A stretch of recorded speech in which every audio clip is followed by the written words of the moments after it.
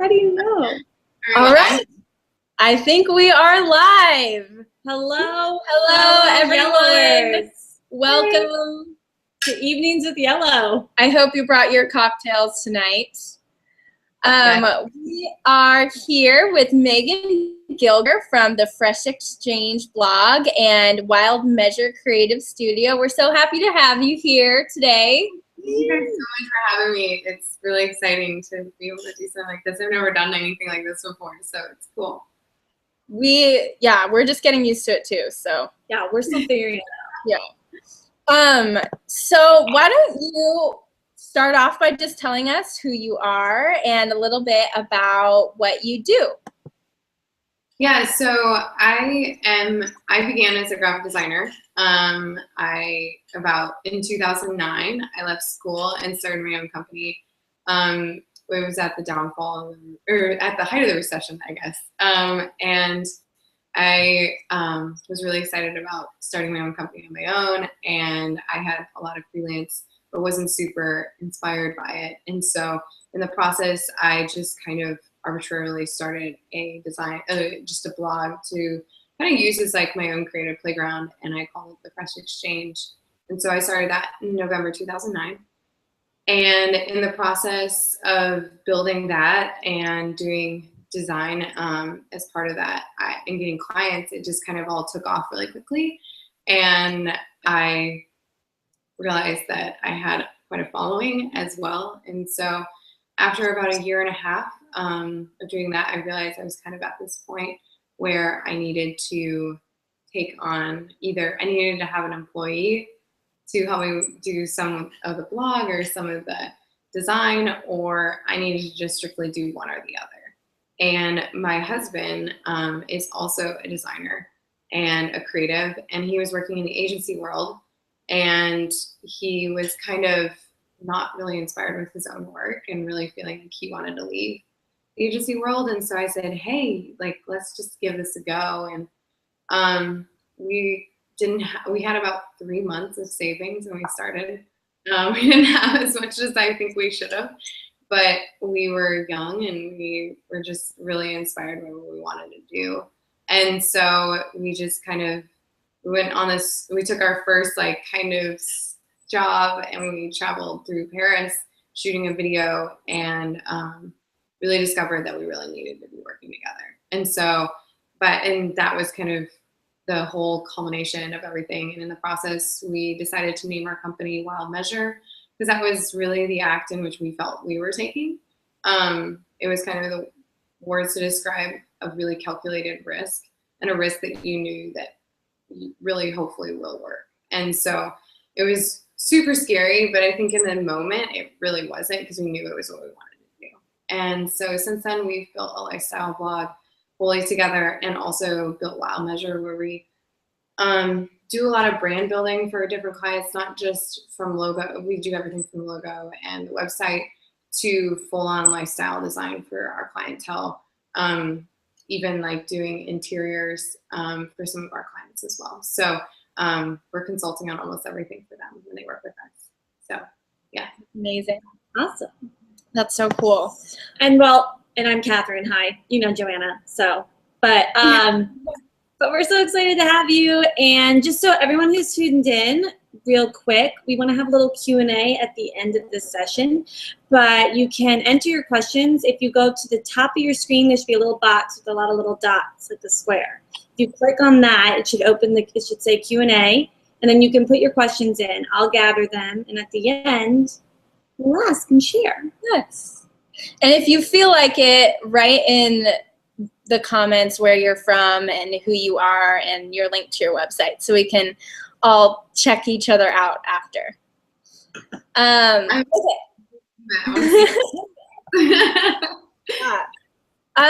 So recently on your blog, which I am a huge fan of and I love so much, you have been talking about taking risks and daring greatly. Can you tell us a little bit about what that means to you and the value in that? Yeah, I think that, well, to begin, if you haven't read the quote that kind of comes from, it's it's Theodore Roosevelt did a talk called The Man in the Arena. And the quote itself is a lot more about dealing with your critic. And there's a whole amazing TED Talk by Brene Brown that if you are working for yourself or you're just anybody that's doing anything creative of any kind, you need to have watched that. So just Google it, like go and search on YouTube for this TED Talk by Brene Brown on the critic. And I've watched it probably 20 times. Whenever I'm feeling like, oh, like I just feel really criticized or like I'm not, as confident as I should be in my work, I go to that and it reminds me that like what I'm doing and, it's definitely something you should watch. And so I saw that and like in that she quotes that, but then I started focusing more on what this word daring greatly, like, because I watched this documentary about these 4 people who took on going through the desert and going and doing these ultra marathons through the 4 different deserts around the world. And it was absolutely incredible if you want to watch it, if you're really into running, which I am. It's called Desert Runners. And so that's where I started thinking about this idea and started focusing on that in that quote. And it was really interesting to me. And it came at a time, because I just recently wrote this, where I really felt like it was time to kind of shift and to start making some moves and as a business owner again. And that's always a scary time because I think we get comfortable, like we go through stages where that happens. Like we get really comfortable where we're at. And then I'm somebody who, as soon as I get comfortable, it's never for too long because I have to figure out how to go somewhere next. And so just because that's my personality and that's how I am. And so I've been thinking about what does that mean for me and what does it mean to really dare greatly? And so I find that there are a lot of times where I'm sitting there thinking about doing creative work or doing something that's really vulnerable. And I find a lot of times that fear creeps in over being strong and confident in making that decision to do something that's scary. And I think when real change happens in the world and with creativity and in your work, it's when you choose not to be fearful. And when you really listen to that inner voice and you say, you know what, I'm going to listen to it. As scary as this is going to be amazing. And I know it is. And it's going to be hard and it's going to hurt. And it might mean that I can't, get, like, it may be financially hard. It may be physically hard. It may be, there's all sorts of different ways that it'll be difficult. And we're kind of going through that. Personally, we're deciding to slow down on branding projects right now in order to kind of pursue some personal goals and some personal jobs, or not jobs really. They're just personal things that we want to do creatively. And that means that there isn't as much income, which means that financially, we have to make decisions on paring down and what that means. And since my husband and I work together, and so, but fortunately it's him and I. And so we have chosen to do that in order to stay nimble so that we could choose to dare in that way, and to pursue something new and to try something different. And if we didn't stay that way, then we couldn't make that decision. And so I think we've really set ourselves up to choose to dare greatly more often. And that alone is really scary to set yourself up that way because we've chosen not to grow necessarily by numbers and size and who we are right now. But to stay small and nimble. And I think that we're really happy with that decision, but it's a scary decision because a lot of like even family members say like, why don't you want to grow? Like that's silly. But for me, that's not silly because that means that I can really pursue what I'm really passionate about. And that is more valuable to me than making more money. Mm-hmm. So, that's awesome. Totally. That already answered. Yeah. We were going to ask you about one of the. Yeah. It's that you've taken with your business. Yeah. How do you know that a risk is right to take? Like, do you have a gut feeling or do you just? Yeah. I found that there are many times in my life that I'm super like introspective. It's just who I am. I'm very much like, if I don't follow something I'm really feeling, then I usually regret it. My gut is really strong, and if I listen to it, it usually can guide me in the right way. It unfortunately doesn't always mean that it's going to feel right at the moment. Like, for instance, like, I'm trying to think of a really good example of this.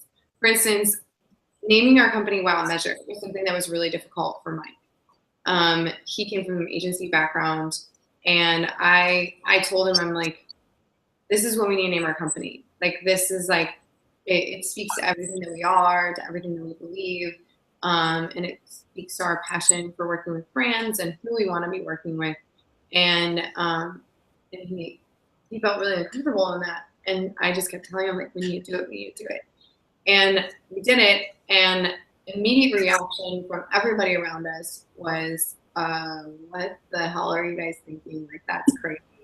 And I think that that's a normal reaction when you do anything different or daring, or, but within, 2 or 3 weeks of me announcing on the blog, it was like we had an unreal amount of emails of people that wanted to work with us. And so I think, like, when you hear that little voice that's telling you what to do, I think obviously, like, there's calculations in it. Like, you have to figure out, like, is this really, like, what I want? Is this really, like, going to be smart in our business overall? Is this really something where we see a trend going? And if it is, then, like, go for it. Like, it's not always going to be easy. And doing something great means that it won't be easy. So doing something good can be easy, but doing something great won't. Yeah. Yeah. It's so true. Yeah. It's hearing what you said about, taking risk is so true. And I tend to be someone who is very, like, I say my love language is words of affirmation. So depending on people's reaction to, like, if I say, oh yeah, I think I'm going to do this thing. And a lot of times I feel like if people are like, oh, wow, that's awesome. Or like, oh my gosh, are you sure you want to do that? Right.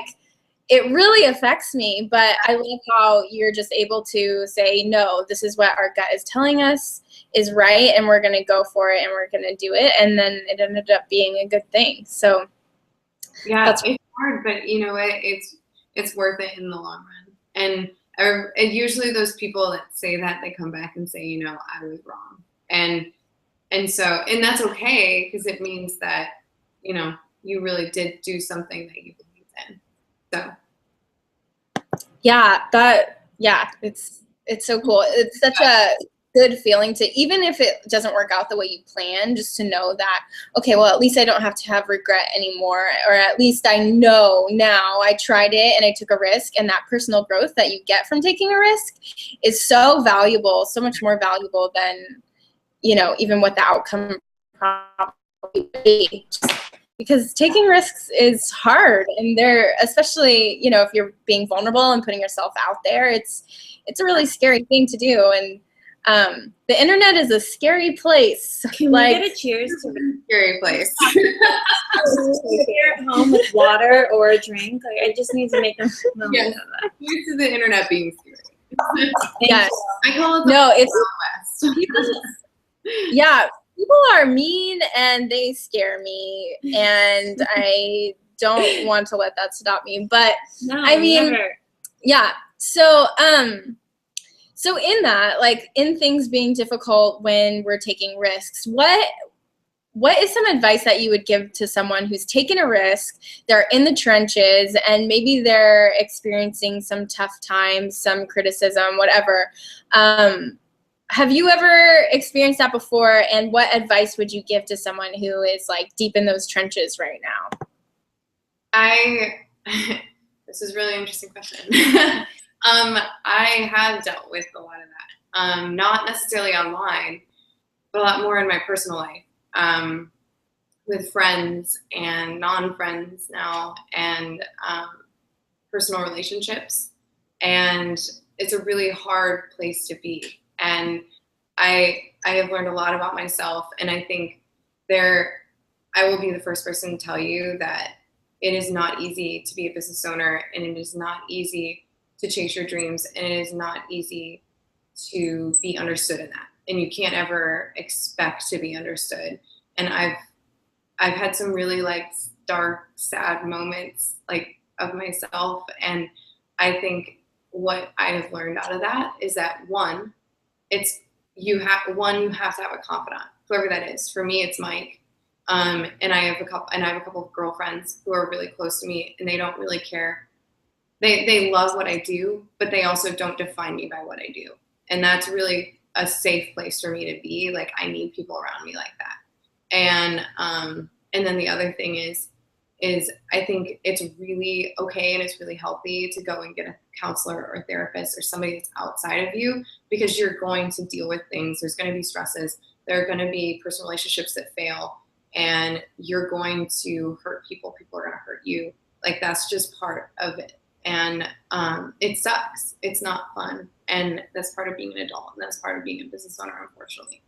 And I will tell you that doesn't make you weak, and that doesn't make you fail. And if anything, what defines you in that is how you come out on the other side.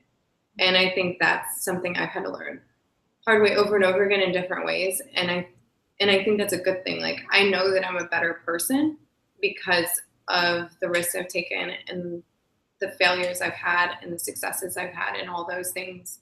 And a lot of times I've had a lot more failures than I have had successes. And I failed myself in different ways. Like, people have failed me, and those are hard things to learn and to take. But how you choose to act in those moments are what are going to make you a success ultimately. And that's what you have to remember. And you have to continue to trust your gut, and you have to continue listening, and you have to find somebody who's safe for you to talk to, and be there for you, and to really be your home team. There's a quote that I just posted on my Tumblr the other day that was so true. Like, having a home team is like the best thing that you can have. Surrounding yourself with people that you're going to pick them up and carry them in those hard moments, but they're also going to cheer you on in the good moments, and you're going to do the same for them. Like, those are the people that you need around you, whether that's like people that are physically around you, like every day, or those are people that are on the other side of the world. Like, you just need those people around you in some way, that you can call at any point and be like, I need advice on this, or I need you to tell me I'm not crazy, and be okay with that. So, and be that kind of vulnerable with those people too. Yeah. Oh yeah. That's so good. I feel like this is such a timely conversation. I feel like everything that you're saying is just like totally resonating with me, at least. Like, I mean, we're just like in the middle of this Kickstarter, and I'm like, this might not happen, like, or maybe it will, and it's been making me crazy, I swear. Like, and that quote is so true. Like, especially, I mean, we live in a big city, right? LA, and it's like, you need a home team. Wait, are you in, where do you live? I live in Raleigh, North Carolina. Fun. Yeah. Okay, so make sure everyone knows that we're in Raleigh and LA right now. Yeah, coast to coast here. But wait, so you talk about working with your husband a lot. Can you tell us a little bit more about that dynamic? Yeah, absolutely. It's actually something that I'm hoping to talk about a lot more in this coming year. And Mike and I are really planning to pursue this part of our blog in the coming months. But we, it's kind of an interesting thing, and I don't preface this by saying like, it's not for everybody, and that's okay. But I will also say that, like, I think there's a lot of people that are in some sort of relationship of some level that find themselves in either like it's a personal relationship, like an emotional relationship, and then a business relationship when it comes to business. And that's what, whether you're married or doing business with a sibling or a best friend or a cousin or a parent, to me, that's you're an entrepreneur couple, a creative couple, so to speak. And so that navigation of that relationship is really difficult, and we found that we actually avoided being together for probably 3-4 years. Like, when we got married, we said we'd never do business together, and we kind of figured out that, like, along the way, when he was working in the agency world, I was working in the freelance world, that we had very different styles. And within that, we saw where I was strong, and I was also weak, and he was strong, and he was weak. And for us, I'm kind of like, I'm very creative, like artist, like touchy-feely, emotional, like type of person, like, this wild spirit of us, even so to speak. But I stuck at like the technical business end and running all the financial end of our business. But Mike is really good at that, and he's really good at closing the deal, and he's really good at making sure that he's our value and all of that. But I help him, even though he does a lot of the execution of our creative work. I help him be that creative vision, and I direct him towards that. And so that's where we work really well. But within that, there's also like, I live and work with my husband and sleep with him. Everything with him. Yeah. It's real. And so there is no doubt that there's fights, and we've had some like really like difficult times, but we've done a lot of things such as like taking personality tests, like our Myers-Briggs and doing Enneagram and things like that to really understand ourselves. And so when I do something or I'm not understanding him clearly, he understands where that's coming from me, and vice versa. And that's worked really well. And it's helped us understand that we actually are really good partners for each other. But I think if you're thinking about going into a partnership with somebody that you also are emotionally connected to in some way, that's really important. You really should do some of those personality tests and talk about those things, and realize that you're going to have to share every bit of your life with that person. And if there is even an ounce of question in your mind, don't do it. It's not worth risking a relationship for that. And because I've seen way too many friendships and marriages fall apart because of that. And it's been my greatest fear, and also one more reason why we make sure that we have counselors and people that are part of our relationship to help us navigate those rough times. And but I will also sit here and say on the other side that my marriage is better now than it was before we started our business together. And so just because I think we're far more emotionally intimate with each other and creatively intimate, and it's actually like a beautiful, amazing thing. So I don't have any complaints about it. Yeah, that's awesome. I can't even think of a more vulnerable thing to be married to someone and be working next to them throughout all these projects all the time. So that's awesome that you guys can do that. And I respect you guys a lot. I think it's great. Yeah. Yeah, you're answering all our questions, but are there any specific like things that you would tell someone who's looking to get into a business partnership with someone, whether it be someone who is a colleague or a friend or a family member even? What are some like bullet point pieces of advice that you could give to someone who's looking to make a decision to go into a business partnership with someone? It's a really good question. I would definitely say first to begin there's some really hard conversations you're going to have that are really real. And I think to preface all those before you even go into that, I would definitely say that you tell that person, like, this is about to get really personal and really like connected.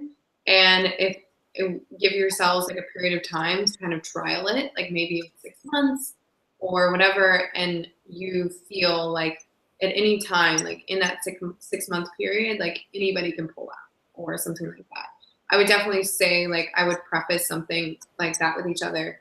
I would also make sure that you have contracts written up for each other. Like Mike and I had to make the decision about like what would happen if we decided to split up, and that's a really difficult conversation when you're married. And we decided, that the company would go 50-50 or one could buy out the other. And but that's one thing. But then the other thing would be like doing the personality test and within that 6 month period, and also talking about like all your like long-term plans? Like, what are your goals? Like, what is going to make you feel fulfilled in the end and feel successful as a business owner, individually? Like, what is, like, if you don't want to be in a partnership with one person that really wants to grow a huge industry of something, and you just want to be a mom and pop shop, obviously those visions are very different. So you don't want to be in business with somebody like that.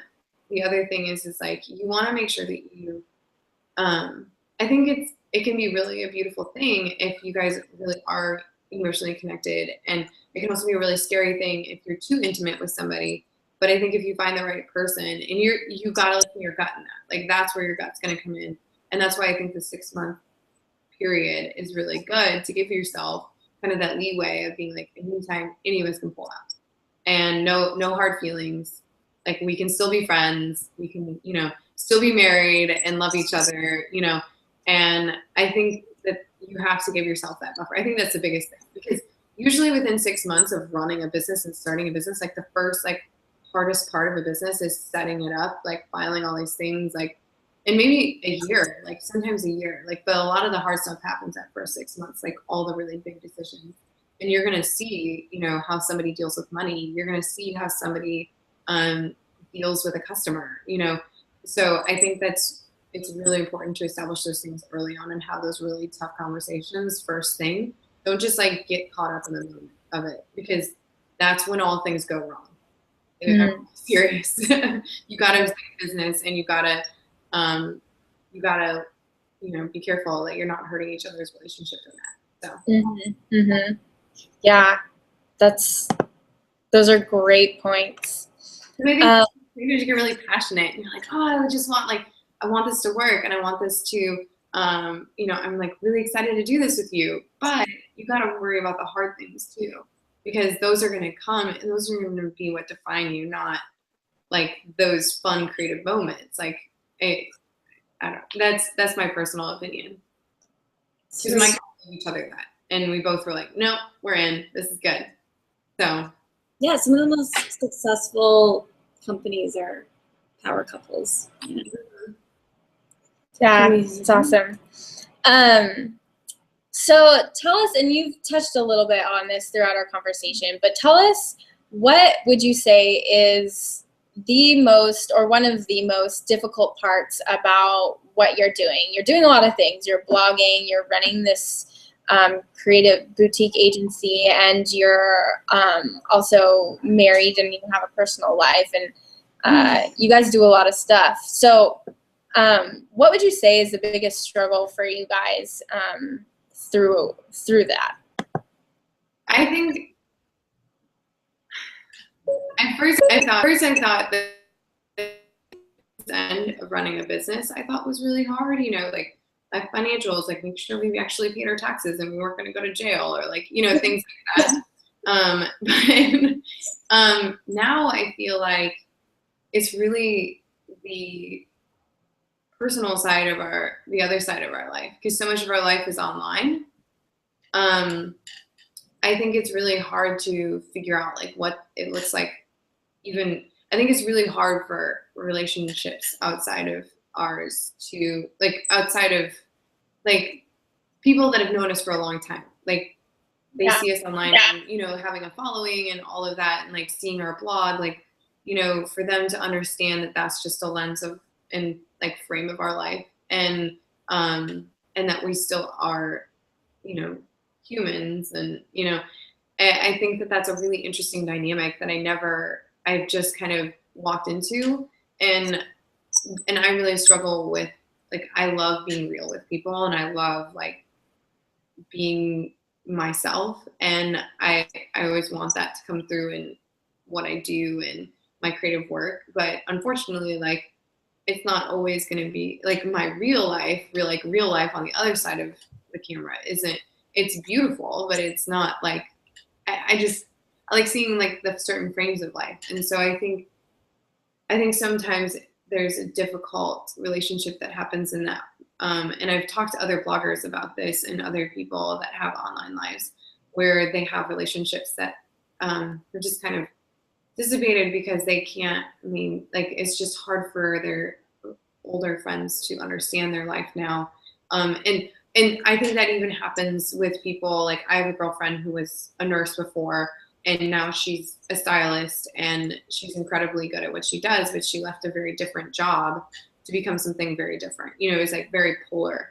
And she's had a struggle with having those relationships still from her old job that she was so close to, like with people, like they don't understand what she does every day. And I think that is a really difficult thing to understand. Like in this process of chasing what you love, there could be this downfall on, you know, in some way. And I think that's been a really hard thing for me to deal with because I'm a people pleaser, and I really like people always feel like I care about them, or, you know, and unfortunately I think there's a pruning that goes on in life because maybe we aren't good people for somebody to be around, and they aren't good people for us to be around. And it's a hard decision to make. But you also have to know that like what you're doing, especially if your intentions are good and they're pure, that like that you're doing something good for the world, and by chasing your dreams, hopefully. And then on the other side, you know that like there are also great relationships that you're going to make in that process, even if there are some relationships that kind of change and shift, and that is hard, but it means that there's a growth process in that. So I think that's probably the most difficult thing in our business at this point, like, which isn't business, but it's a side of our business because it's a result of what we do. Yeah, it's a tough feel understood. Feel people don't see. Like it's really on our. So he's like bouncing around. We like to be real. But okay, last question. The most difficult thing. Now, what is about doing what? Oh my gosh, I think I just love creating every day, and I love that I have an outlet, and I love that I have this like space that just like is kind of like a never full monster, you know, like it always is wanting, and I love and hate it, but I love it more than I hate it.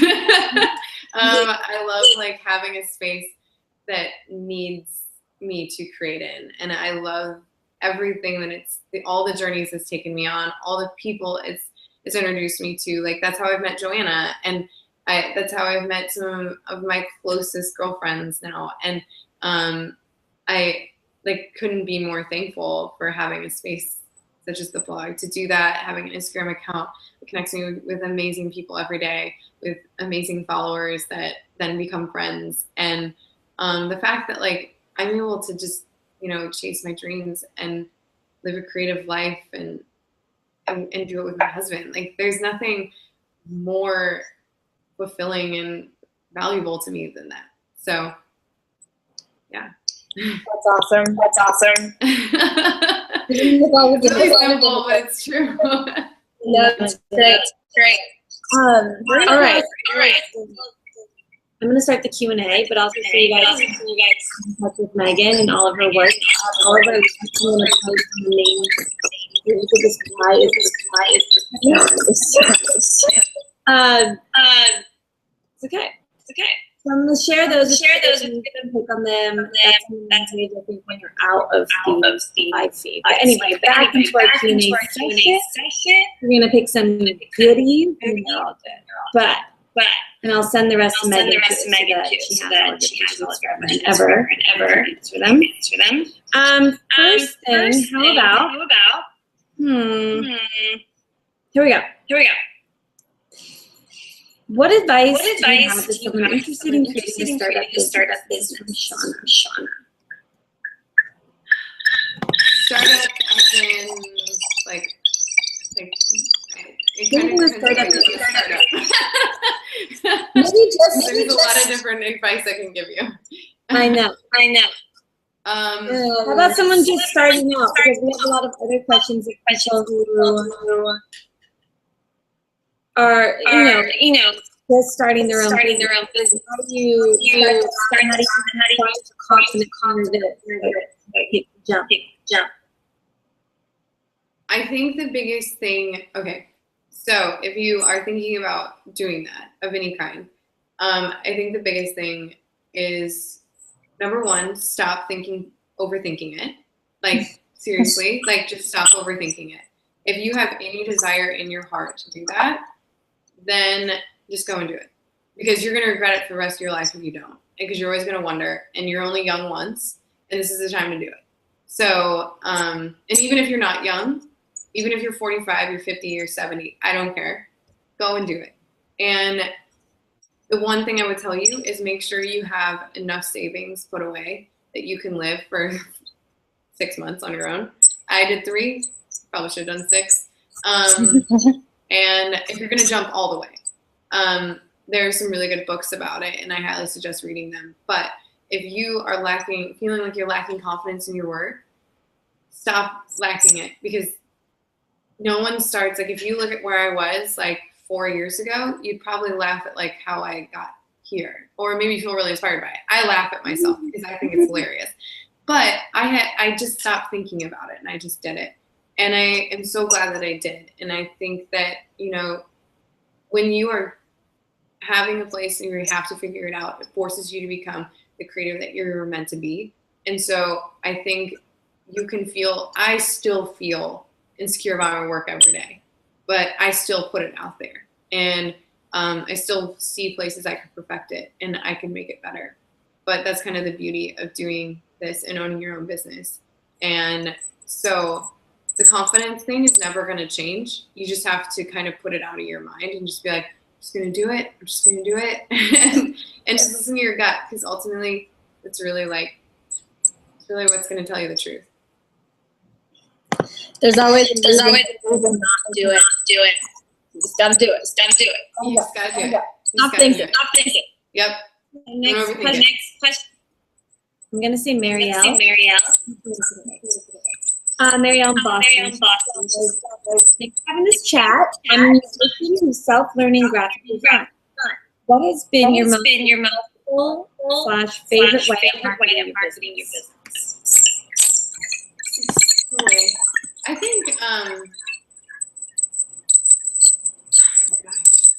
I think the blog. I mean, the blog is where we get almost all of our inquiries for work, or through word of mouth from friends or other clients that we've had in the past. I don't think. I mean, that's mainly like how we've done that. And through Twitter, I used Twitter a lot in the beginning of starting my business, and because Instagram was not around until I think 2 or 3 years into owning my business. So, and then Instagram became really big in that as well, and now is much larger. But ultimately, like, the blog was the launching point of where I am now. Like, without the blog, I wouldn't have grown to where I am. So I think the blog is probably the best thing. I think Joanna would probably agree with that. I love blogs. Yeah. Many of us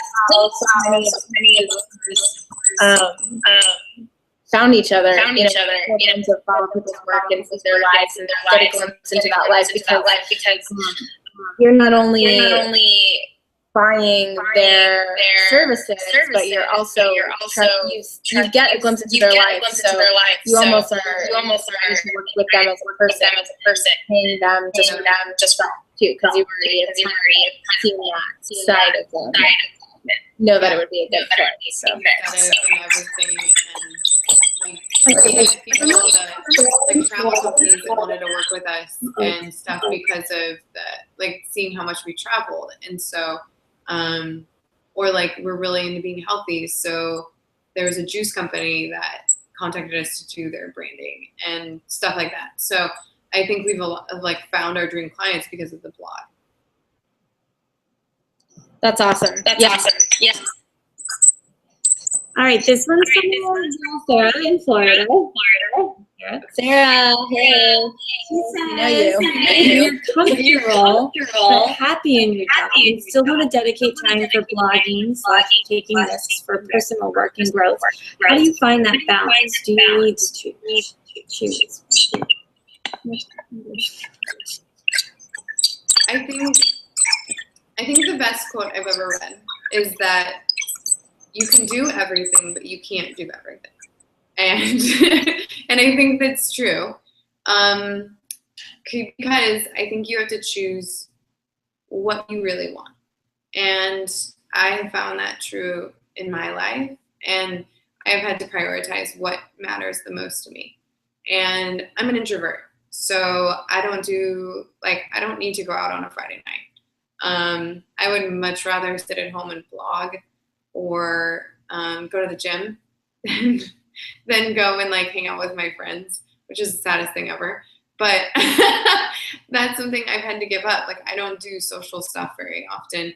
I'll go to like a friend's store opening, or I'll have a couple people over for dinner on the weekends, but I don't do a lot of social stuff. And that's because it was an easy thing for me to give up. And I would rather spend my time in, reading a book, or, working on a blog, or Mike and I take a trip to go do a blog story that we wanted to do. Or, we've just prioritized what matters the most to us and makes us feel the happiest. And so if blogging is something you really love and you still love your day job too, I don't know if there's anything wrong with that. I think that you just have to, maybe decide, like, tell your girlfriends, like, I can't go out for wine after work because, I got other things to do. And they'll understand that if they're really your friends, or hell, they may come over and like drink wine with you while you blog. Who knows? I mean, I think you just got to choose what you want and just go for it. It's good. It's good. We have time for another? Sure. Let's go for it. You guys hearing our echo? Yeah, where's the echo coming from? I'm not quite sure. That's Google. Well, I'm sorry for the echo. Okay.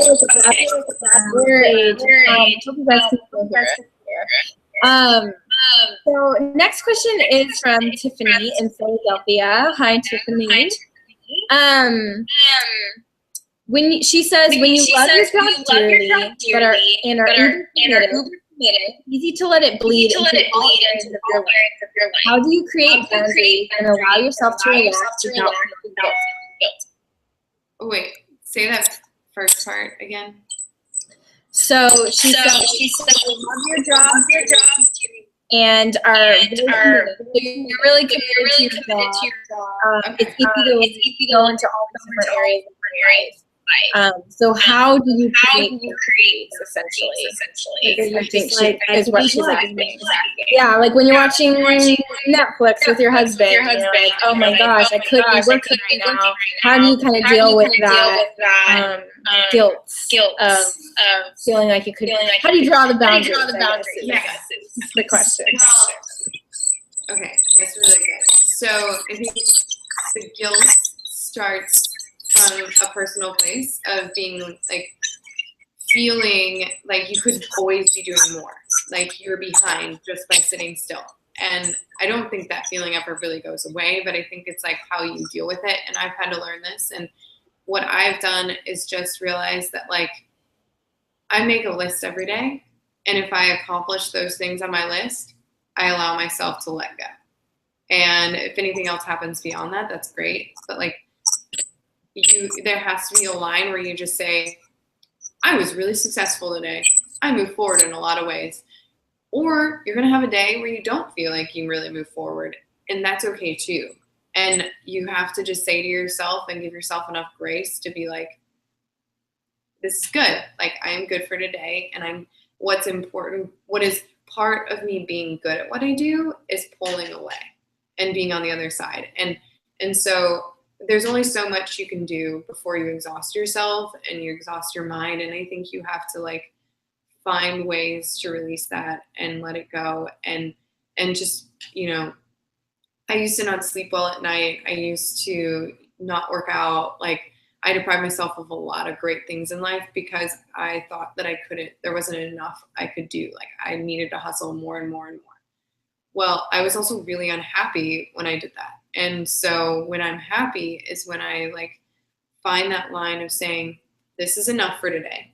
And you're always going to keep thinking about your work. There's no doubt. Like, you're still going to check your Instagram. You're still going to do those things. But if it helps you, maybe put your phone in another room. Like, sometimes I'll just turn my phone on silent and put it in the bedroom on the charge and not look at it for 4 hours while I make dinner or hang out on the couch with Mike, and we both just disappear from our work. If a client calls, I'm not going to answer it at 6 p.m. at night unless their website is like in the tank. I don't know, which hopefully it's not. But I mean, there aren't very many times that I'm going to allow business to permeate my life past a certain time at night. And usually that's, or if I do, it's like me choosing it. But like, for instance, I schedule my workout every day. I schedule time to relax, and like, I take real lunch. Like, I go sit outside and I don't take my phone with me, and things like that, just because I have to remove myself from my work in order to be good at it. And so I think that's what you have. I think that's where you can feel a little less guilty about just sitting and enjoying Netflix and a glass of wine is when you realize that, like, doing that is actually making you good at what you do. So if that helps you maybe feel less guilty. But Mike and I also have a rule, being married couple, and maybe some people may have asked some of this too, because there's boundaries with that. Like, we don't talk about business in our bedroom. We don't, or like in our bathroom, or, there's certain places where we just don't talk about business, and, or really try not to. And even like, we go to the gym at the same time most of the time. And so we don't even talk about business at the gym.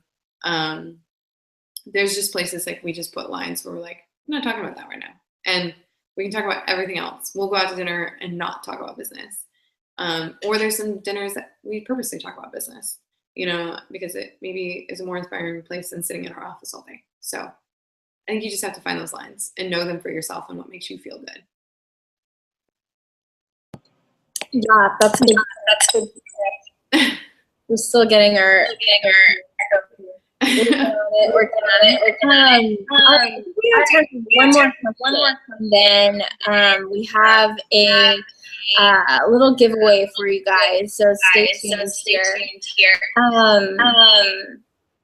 Well, that one's the same.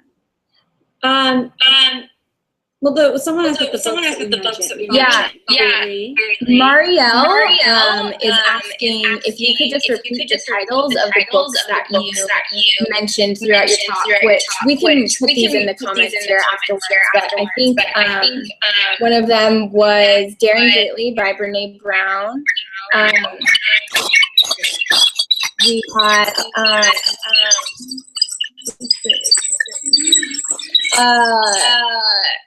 Megan, do you want to tell us a little bit more about the books that you had mentioned? I think you said.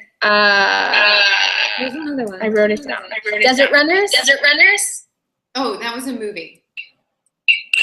That was the documentary.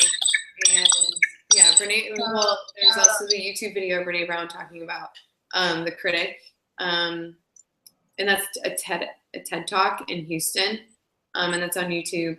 And and then Brene Brown's book, Daring Greatly, reading that right now.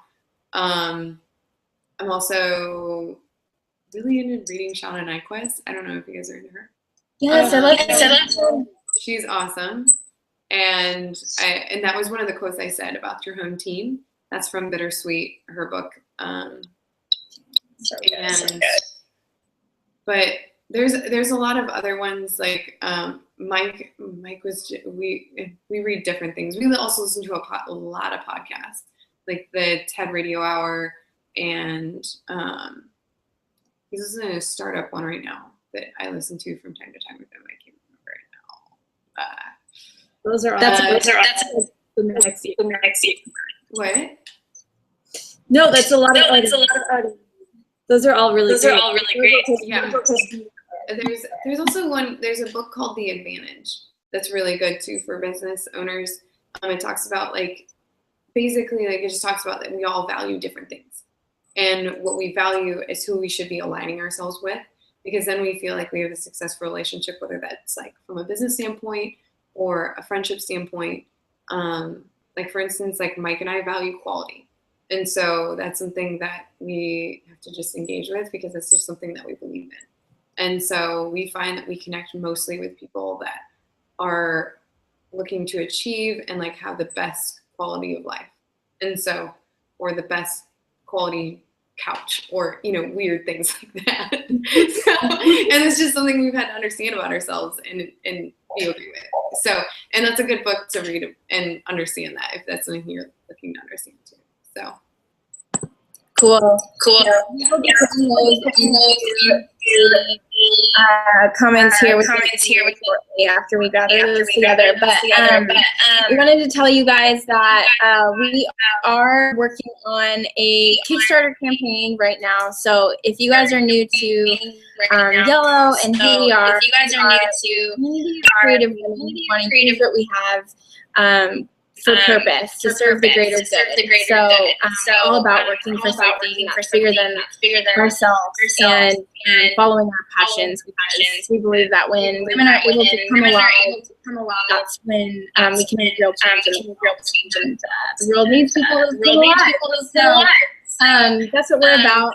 We are working on creating a new digital space to kind of be a hub for all of these women. So we're working on online content, online courses and classes, and downloadable resources for you guys, resources for creatives who are entrepreneurial on both business and life. So we're really excited about it. And we're Yellow Room. We're in the middle of a Kickstarter campaign to raise the funds to create this site. So in that, we are doing a giveaway for you guys. We will be giving away a 30-minute Skype hour or half-hour session with Megan, where you guys can talk to her about business. She's a great person to talk to just about business and life. Always really looked up to her and respected her. So we'll be giving away a 30-minute Skype session with Megan, as well as a ticket to our conference, which is happening in LA in August. So, and to enter this giveaway, you will be taking everyone who backs our Kickstarter campaign within the next 24 hours. So you can find our Kickstarter at kickstarter.theyellowroom.co. And that will end at 30 p.m. Pacific Standard Time. So that'll be 9:30 p.m. Standard Time. So if you back our Kickstarter campaign before 6:30 Pacific Standard Time tomorrow, you will be entered into winning a Skype session with Megan, as well as a ticket to Yellow Conference. So we hope that you'll enter and support our Kickstarter over there. We have some really cool perks. So yeah, and then Yellow is every Monday night. So we have another wonderful guest. Yes. And first off, we just want to thank Megan for being here and hanging out with us and sharing her advice and creative wisdom with us. I hope you guys enjoyed it as much as we did. Megan, I honestly, I'm just really encouraged by your talk and a little bit of encouragement. I feel like I need so much for that. And yeah, so thanks. And we will next week be having the senior merchandising manager of Tom's coming and talking with us. So tune in here, same place. We'll post what time. We'll post West Coast thing. We're trying to figure out what the best time is for everybody. We will be doing a talk with her. Just posted the link. So come hang out with us next week. And thanks again, Megan. Sorry about our sound issue. Oh, no, you're fine. No, it's great. No, I had so much fun. Thank you for having me, and I can't wait to see all your questions. And I was going to ask you, can I, like, respond to them in the conversation, like, on Google? Like, yeah, I think you can. Okay, I'll go back and try to answer as many of them as possible for you guys. So, yeah, I'm so thankful that you guys all came and watched. So. Yay, well, thanks for being here. All right, we'll do cheers tonight. Yeah. Cheers. I'm almost out. Okay. Have a good night, guys. All right. Let's hear next week. Yes. It's like mornings with Yellow, but it is Evening. All right. Bye.